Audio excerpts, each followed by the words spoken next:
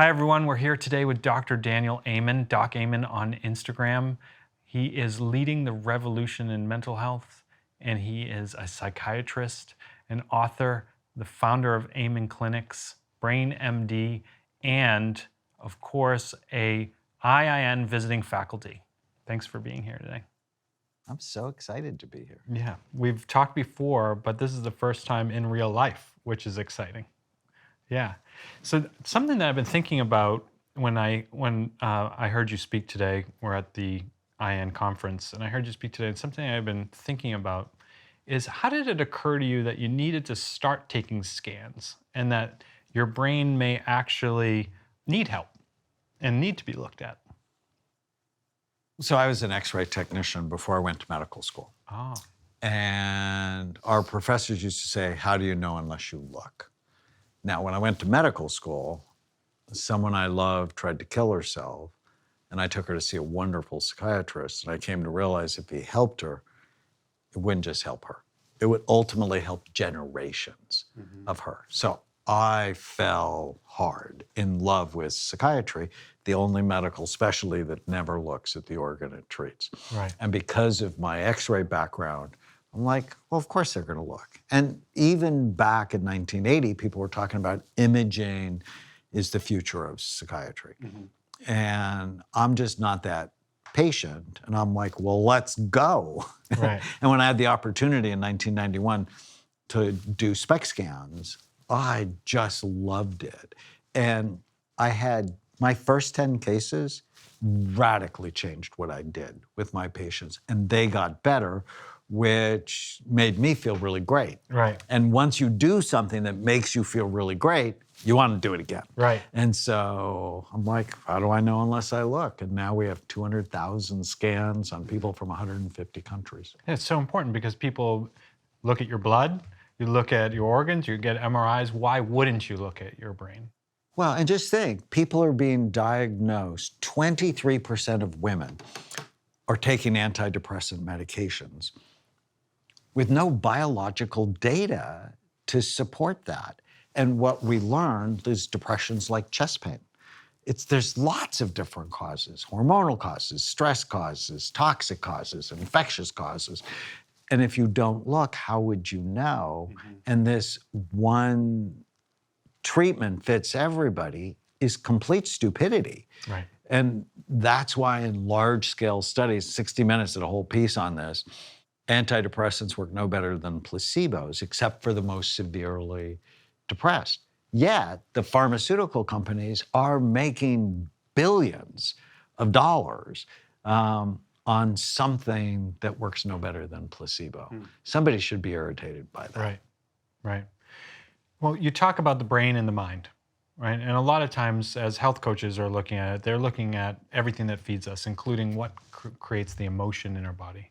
So what's the difference between someone's emotions, which psychiatry may look at, and the mind?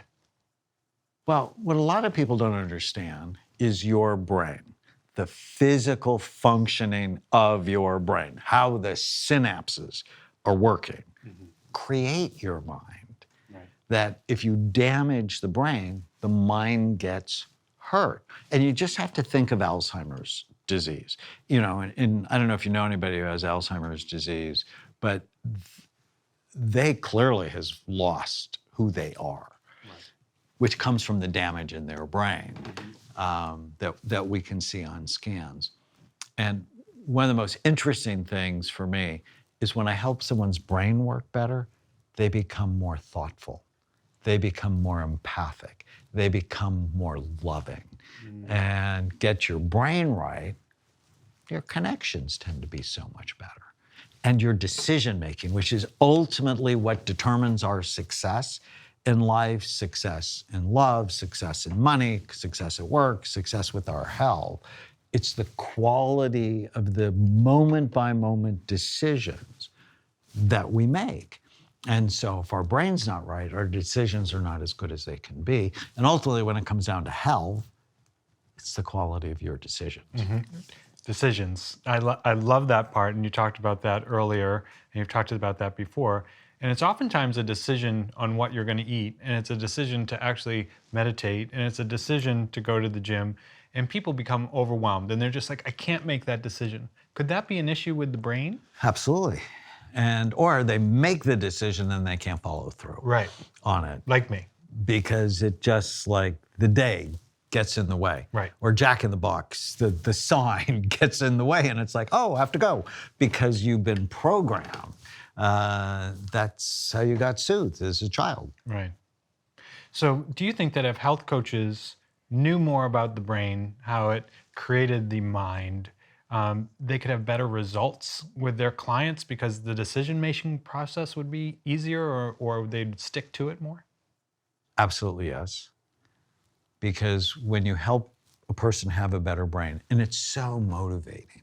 That's one of the things I learned, is that you can make your brain better. And when you show someone their brain, they're often horrified.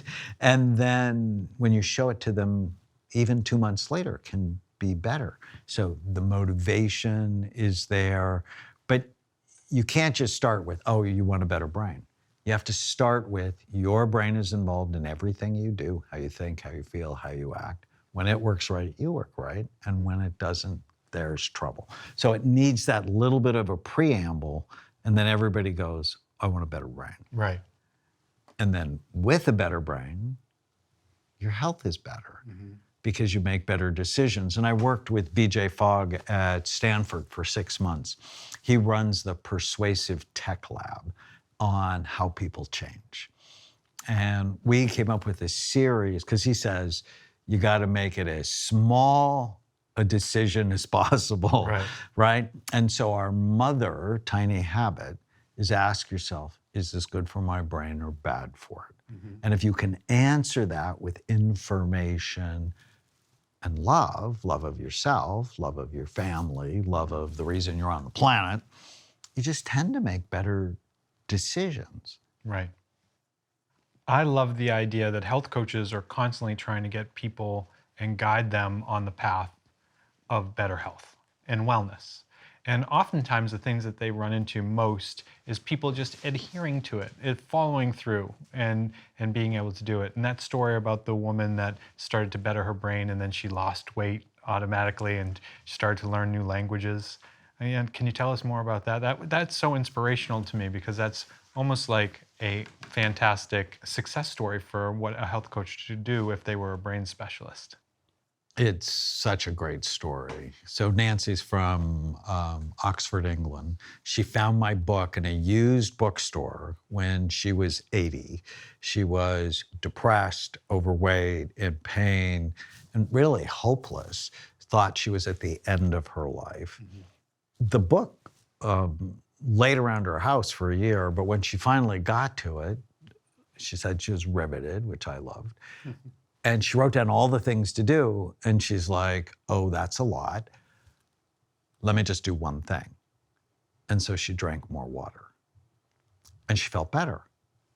Well, let me do one more thing. And she started taking supplements, multiple vitamin, fish oil, brain boost.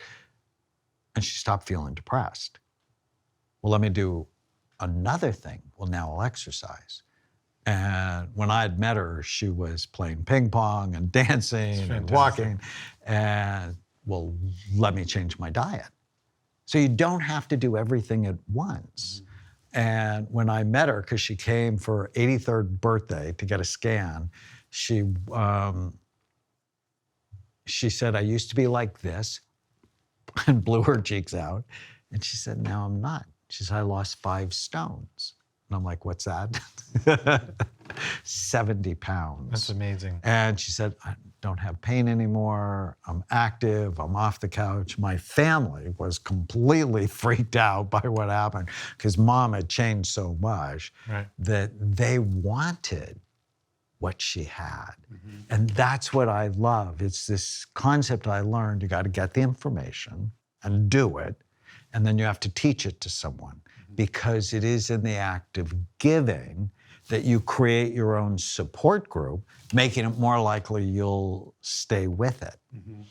That's fantastic. And ultimately, when I scanned her, she had a much younger brain than an 83-year-old, which was just stunning. I was so happy for her. And when she saw her scans, she cried because but it was a good cry. But that probably kept her even more motivated, being able to see it, see the improvement, and keep her more motivated. So, as a health coach, do you think that they could have a specialty or a niche as a brain health specialist, or how would that work? I do. We actually have a program, our brain health licensed trainer program, because my goal is to end mental illness by creating a revolution in brain health. So I hate the term mental illness. It shames people. It's stigmatizing. It's wrong. There are brain health issues. And so if we're going to create a revolution, you need revolutionaries. Right. You need people to do this. And so I go, okay, this is the essentials of brain health that you should teach people. It's easy, it's simple. I've spent my career making things easy and simple, but highly scientific. And then you can take this information and you can teach it to others. I love that part because health coaches are constantly coming to me and saying, what should my niche be? What should I specialize in? And how do I go out there and tell people? And oftentimes they don't know where to go with it. And oftentimes they'll do something which isn't really in something they want to do just because they think they should. But I think that being a brain health specialist with it as a health coach and really working to improve the brain, I think that is an incredible niche for that people who it resonates with.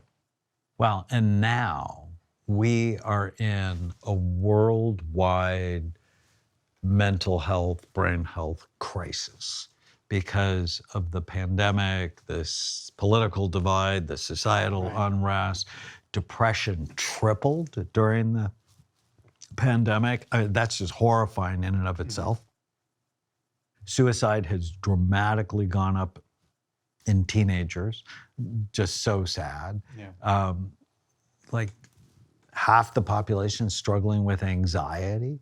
And so the need has never been greater, but the current paradigm is bad. It's a bad paradigm. You go to your doctor, I'm sad, take Lexapro. Right. No. It's I'm sad, let me get my diet right. I'm sad, let me start exercising. I'm sad, let me not believe every stupid thing I think. Yeah. And in the course, we teach people, okay, to how do you assess?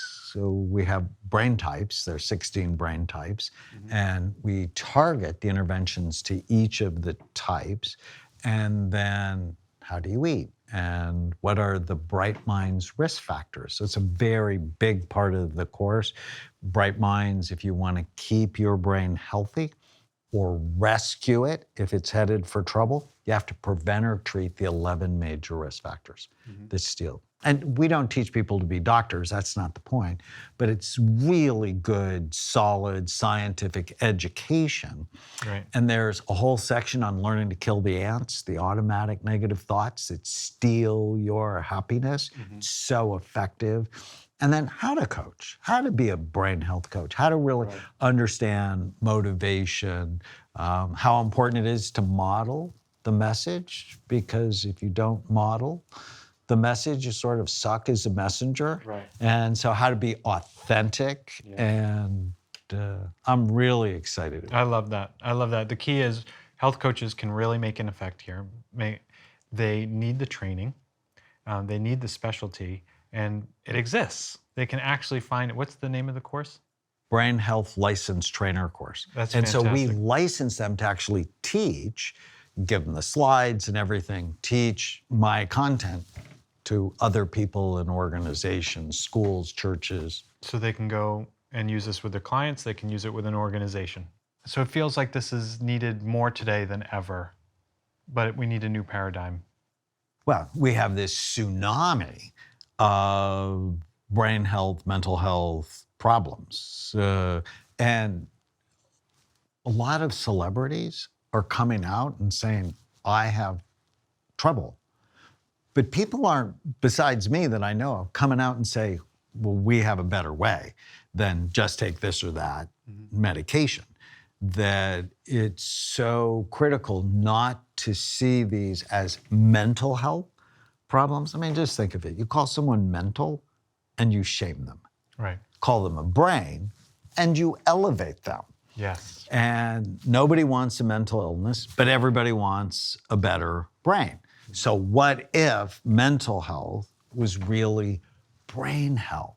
And teaching people to have better brains, it's never been more needed. I mean, there's literally a tsunami or a flood of people struggling with anxiety, depression, ADHD, addictions, suicide, memory problems. I mean, everybody's either suffering or they know somebody who is.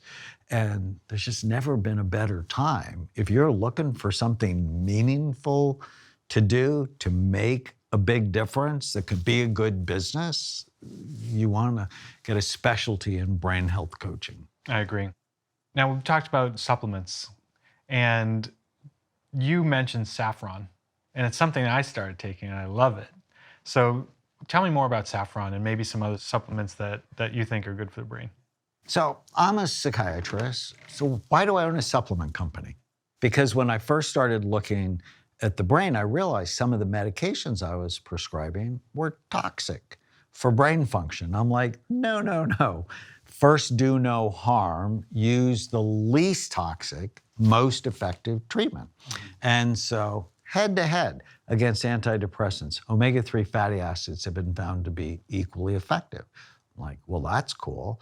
Head to head against antidepressants, saffron in 24 randomized controlled trials was equally effective to a group of different antidepressants, but dramatically fewer side effects.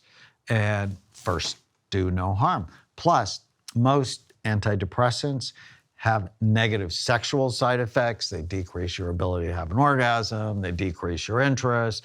And I'm like, no, I don't want that for my patients. You know, they'll complain and their spouse will come in and complain too.